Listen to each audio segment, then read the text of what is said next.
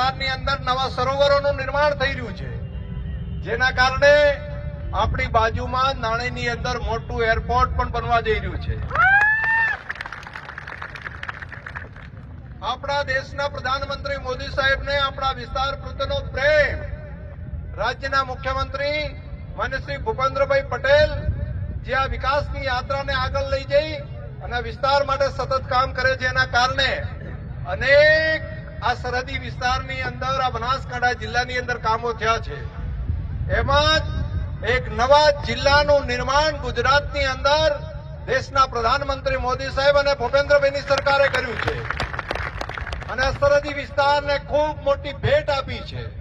એટલા માટે કે એક આખો આવડો મોટો જિલ્લો ગુજરાતની અંદર સૌથી મોટા જિલ્લામાં જે બનાસકાંઠા જિલ્લો બૃહદ આવતો, તો બૃહદ બનાસકાંઠા જિલ્લામાંથી નવા જિલ્લાનું એક નિર્માણ કર્યું છે અને એ આ સરહદી વિસ્તારનો વિકાસ થઈ શકે.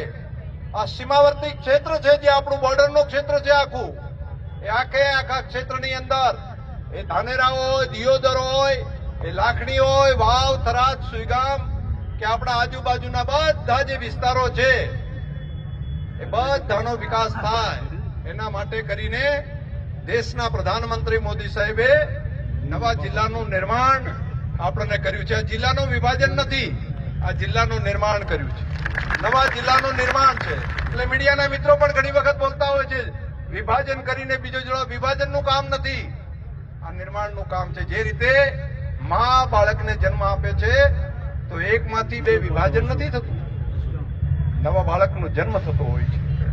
એ આનંદ અને ગૌરવનો વિષય હોય છે. એ જ પ્રમાણે